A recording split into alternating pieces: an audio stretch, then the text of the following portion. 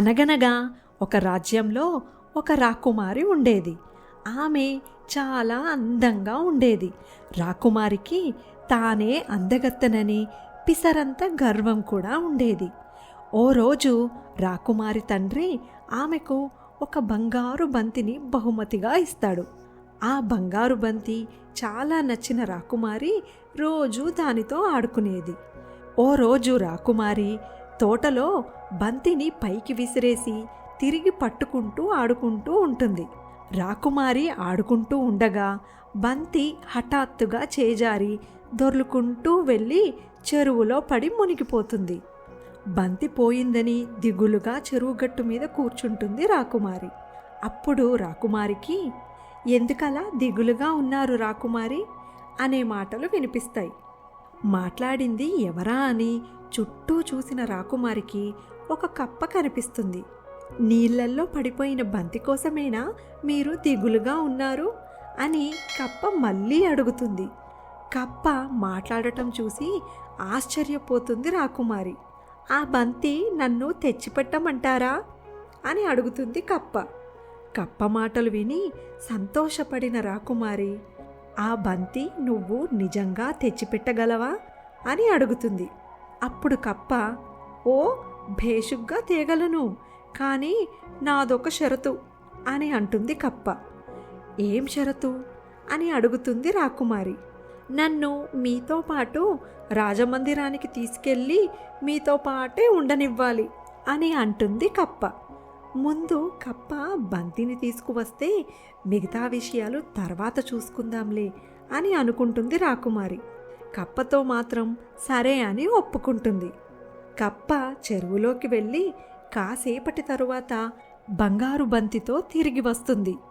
బంతి దొరికినందుకు చాలా సంతోషపడుతుంది రాకుమారి. అందమైన రాజమందిరానికి ఇంత అసహ్యంగా ఉన్న కప్పను నేను తీసుకెళ్ళలేను అని అనుకుని రాకుమారి వెనక్కి తిరిగి చూడకుండా పరిగెత్తుకుంటూ వెళ్ళిపోతుంది. కప్ప విషయం మర్చిపోయిన రాకుమారి చక్కగా తన కుటుంబంతో కలిసి కూర్చొని భోజనం చేస్తూ ఉంటుంది.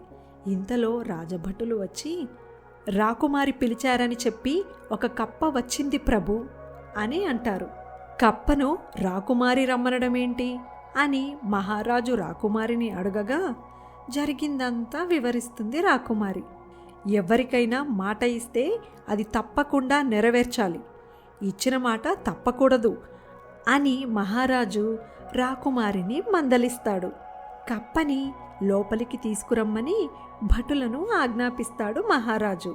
కప్ప గెంతుకుంటూ వచ్చి రాకుమారి పక్కన కూర్చొని, "నేను రాకుమారి పల్లెంలోనే భోంచేస్తాను" అని అంటుంది. కప్ప తన పల్లెంలో తినడం ఇష్టం లేకపోయినా ఏమీ అనలేకపోతుంది రాకుమారి. రాకుమారి పడుకోవడానికి తన గదిలోకి వెళ్ళగానే కప్ప కూడా వచ్చి, "నేను మీ మంచం పైనే పడుకుంటాను రాకుమారి" అని అంటుంది. కప్పను తన పక్కన చూస్తుంటే అసహ్యం వేసినా తప్పక పడుకోనిస్తుంది రాకుమారి. కప్ప పక్కన ఉండడం వల్ల సరిగ్గా నిద్రపోలేకపోతుంది రాకుమారి. ఉదయం లేచిన తరువాత, "ఇంకా ఎప్పుడు వెళ్ళిపోతావు నువ్వు?" అని కోపంగా కప్పని అడుగుతుంది రాకుమారి. అప్పుడు కప్ప, "మీరు నాకు ఒక్క ముద్దు పెట్టారంటే ఇప్పుడే వెళ్ళిపోతాను రాకుమారి" అని అంటుంది. కప్ప మాటలకు రాకుమారికి చాలా కోపం వస్తుంది. ఇంత అసహ్యంగా ఉన్న కప్పకి నేను ముద్దు పెట్టాలా అని అనుకుంటుంది రాకుమారి. కానీ ఇలా రోజు కప్పని పక్కన ఉంచుకొని భరించడం కంటే ఎలాగోలా కళ్ళు మూసుకొని ఒక ముద్దు పెట్టేస్తే కప్ప బారి నుండి విముక్తి దొరుకుతుంది అని అనుకుంటుంది. రాకుమారి కళ్ళు మూసుకొని అయిష్టంగానే కప్పకు ముద్దు పెడుతుంది. కళ్ళు తెరిచి చూసేసరికి ఆమె కళ్ళ ముందు ఒక అందమైన యువకుడు నిలబడి ఉంటాడు. "ఎవరు నువ్వు? కప్ప ఏమైంది?" అని అడుగుతుంది రాకుమారి. అప్పుడు ఆ యువకుడు, "కంగారు పడకండి రాకుమారి, నేను పక్కదేశ యువరాజుని. ఒక మంత్రగత్తె నన్ను కప్పగా మారమని శాపమిచ్చింది. ఒక రాకుమారి ముద్దు పెడితే నాకు శాపం నుండి విముక్తి దొరుకుతుందని చెప్పింది.